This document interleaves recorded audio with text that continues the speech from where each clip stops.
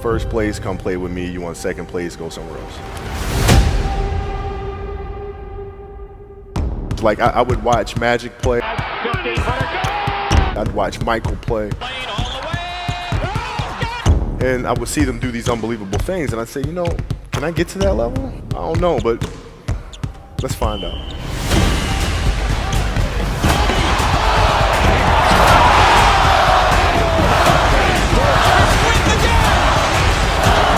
That's why he's the best player in the game. Everything was done to try to learn how to become a better basketball player. Everything. And so when you have that point of view, then literally the world becomes your library to help you to become better at your craft. So because you know what you want, the world's giving you exactly the information you need to become better at it. Because you know what you're looking for. So many guys tell stories about your work ethic. Yeah. What was really your work ethic like, and for how long did you stay disciplined? Well, I mean, every day. I mean, since 20 years. I mean, it was an everyday process, and trying to figure out strengths and weaknesses. For example, jumping ability. Man, my vertical was a 40, it wasn't a 46 or a 45. My hands are big, but they're not massive, right? So you got to figure out ways to strengthen them so your hands are strong enough to be able to palm a ball and do the things that you need to do. Quickness, I was quick, but not insanely quick. I was fast, but not ridiculously fast, right? So I had to rely on skill a lot more. I had to rely on angles a lot more. I had to study the game a lot more. And but I enjoyed it though. So like from the time I can remember when I started watching the game, I studied the game, and it just never changed. It's a good separation for me, emotionally, to be able to put myself in a place where at practice or when I'm training or during games, I switch my mind to something else. I switch my mode into something else, right? For me, it's the equivalent of Maximus Decimus Meridius in Gladiator picking up the dirt, smelling the dirt. It's go time, right? So that was my mental switch. It was like an actor getting ready for a film. You got to put yourself in that cage. When you're in that cage, you are that character. And then when you leave there, it's something completely different. But when I'm in that cage, bro, don't touch me, don't talk to me. Just leave me alone. How did you get mentally and emotionally so strong where it doesn't bother you? Well, you got to look at the reality of the situation. Like for me, it's not, you kind of got to get over yourself. It's not about you, man. Like, okay, you feel embarrassed. You're not that important. Like, get over yourself. That's where you go. Get over yourself, right? Like you're worried about how people may perceive you, and like you're walking around and it's embarrassing because you shot 5 air balls. Get over yourself, right? And then after that, it's okay, well, why did those air balls happen? Got it. High school, year before, we played 35 games, max, right? Week in between, spaced out, plenty of time to rest. In the NBA, it's back to back to back to back to back to back to back. I didn't have the legs. So you look at the shot, every shot was online, but every shot was short. Right? I got to get stronger. I got to train differently. The weight training program that I'm doing, I got to tailor it for an 82-game season so that when the playoffs come around, my legs are stronger and that ball gets there. So I look at it with rationale and say, okay, well, the reason why I shot air balls is because my legs aren't there. I go, well, next year they'll be there. That was it. Done. Were there some names that you looked at and says, these 3 guys are as crazy as I am? At the time, I deal with what I've referred to as Goat Mountain.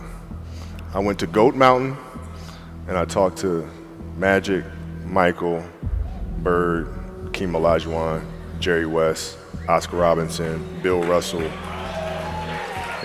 So I would talk to them. What did you do? What were your experiences? Michael in particular, he's become my big brother. He's been my big brother since I first came in the league. And what was that process like? So I went to them and started understanding the ins and outs of the game and how they approach things and their level of detail and obsessiveness, and that's what I did. The players that had that passion but weren't willing to commit their entire lives to doing that, right? It's a choice. right? You have other things. You have family. You have all these other things that you have to do. The game can't really be your number one priority. And so I was just looking at that like, man, this is gonna be fun. If I'm buddies with you from high school, if I'm a cousin of yours, what happened to our relationship? How did that gravitate when you went into the league and you're determined to become the greatest, or you're determined to become one of the greatest? What happens to our relationship? Well, it suffers. It does suffer. Oh yeah. Okay. Yeah. And you understood that. You were okay yeah. with that. Well, yeah. And the people that love you, like friends and family, like they know that about you. Got it. So they let you be you. And when you reconvene, you pick back up where you left off. Mm-hmm. But make no mistake about it, everything in between is lost, right? So those long-term relationships, the commitment of time of, taking vacation. Like I see a lot of players take vacations with other players that are close friends. And they'll just take vacations just to take vacations, or just hang out just to hang out. Like I never did that. Why not though? Why didn't you do that? Well, because when I retire, I didn't want to have to say, I wish I would have done more. I don't want that. I don't want that. You got a lot of people paying their hard-earned money to come watch you perform. It's your job to be in shape. It's your job to be strong enough to perform at that level every single night. And as a competitor, I'm not ducking shit. Like it's not, oh my God, my back hurts, I'm sore. We got to play Vince Carter and Toronto Raptors tonight. We actually had this happen. We had a game against Toronto in 2000, and Vince was tearing the league up. My back was jacked. But like the perception of that, like what? Kobe's missing the game against Toronto and Vince Carter because my back was really spasming. But people will be like, what? Oh, he's ducking Vince. Excuse me?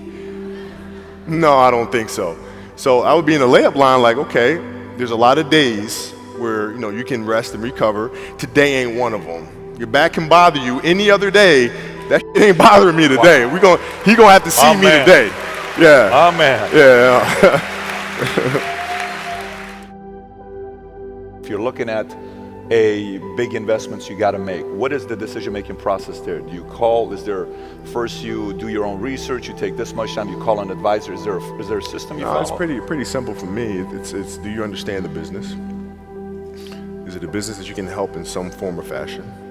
What are the barriers of entry to that business? And then the entrepreneurs themselves, the company itself, right? Do they have a culture that you believe is sustainable? Are these leaders people that you believe in? Are they people that are obsessives? And in turn, have they created a culture of obsessiveness? So I tend to look at those 4 factors, and that's it. That's big right there, by the way. I don't know if you guys caught that right there. That's pretty massive right there. Same determination. What's your current work schedule look like today? It's different because I personally am not writing every word of the novels. I am not animating the films. What I have to do now is make sure that the people that we bring in, these obsessives that we bring in, are challenging themselves to do the best job that they think they can do. That's what I'm there for, is for them to constantly look in the mirror and self-assess and challenge themselves. If we have a project and you're saying, okay, I can do that, that's not the project we want. The projects that say, I don't know if I can animate that. I don't know how to write that story. I don't know how to do that.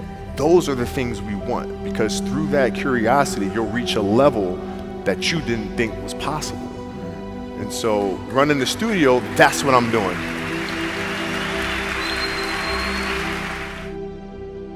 You're playing against the Golden State Warriors. Score is 107-109. You guys are close to getting into the playoffs. You know exactly what happens in the game. You go up, you're about to take your shot, and then all of a sudden, boom, Achilles happens, right? He went and hit the free throws, and then you walked off the stage. Yeah. And you got the surgery done. I went in the trainer's room, my kids are in there, and they're looking at you and stuff, and I'm looking at them, and I'm like, it's all right, Dad's gonna be all right. It'll be fine. It'll be all right. It'll be all right. It'll be all right. As a parent, you gotta set the example. You gotta set the example. This is another obstacle. This obstacle cannot define me. It's not gonna cripple me. It's not gonna be responsible for me stepping away for the game that I love. I'm gonna step away on my own terms. And that's when the decision was made that, you know what? I'm doing it. I'm doing it. You're a freaking beast, bro. Yeah, hey.